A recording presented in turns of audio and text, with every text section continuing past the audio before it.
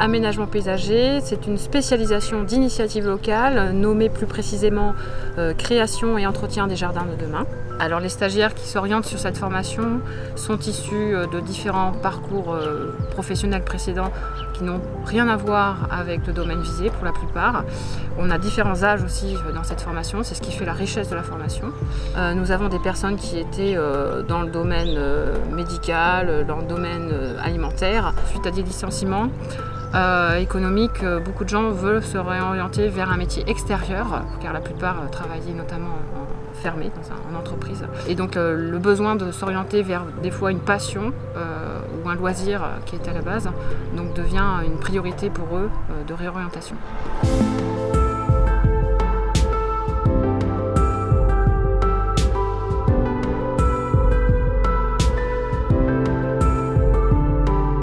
Nous, notre objectif, c'est d'introduire plein de notions et le plus variées possible, les notions de paysage derrière tout ça.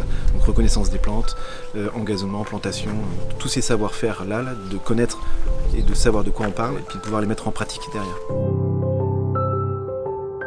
Il y a dans cette formation des cuisiniers, des menuisiers, des charpentiers, des maçons, des couvreurs, d'anciens responsables de ligne dans des industries, enfin bref, il y a tout type de profil. J'ai commencé à travailler en centre de loisirs en tant qu'animateur, pendant que j'étais au lycée. J'ai fait de la maintenance informatique et j'ai été à Vivart, ensuite en intérim, puis en CDI, jusqu'au licenciement. Je m'appelle Ba Ibrahim, je viens de la Guinée-Conakry. J'ai 19 ans, je suis venu, j'avais 16 ans. Et j'ai travaillé 2 ans dans la plomberie. Je recherchais du boulot là-dedans, je n'ai pas retrouvé de travail et puis j'ai décidé de me lancer dans l'espace vert parce que j'aime bien travailler en équipe et puis j'aime bien la nature aussi. Je travaille depuis quelques années, une dizaine d'années, dans le secteur médico-social, sur un poste de moniteur d'atelier. J'estimais ne pas avoir les compétences suffisantes pour accompagner les travailleurs sur des ateliers espace vert. Donc je fais cette formation dans le but d'améliorer mes connaissances pour pouvoir les accompagner au mieux. Comme beaucoup de personnes, j'ai un jardin, je pratique chez moi, mais il y a beaucoup de choses que j'ai pas. Le nom des plantes, les arbres, la coupe, à quel moment les faire. En termes techniques surtout qui est assez compliqué et c'est ça que je viens chercher. J'en avais marre de travailler enfermé en fait. Je voulais profiter du plein air et me rapprocher de la nature. On va voir l'entretien, la taille, la coupe, la floraison, parce qu'on est à la bonne période pour bien étudier tout ça. Le fait de planter les végétaux, de les tailler, de les entretenir et de les voir évoluer. Ce qui me plaît aussi, c'est tout ce qui est le travail des plantes, reconnaître des plantes à l'œil. C'est des choses que j'ai pas et qui m'intéressent.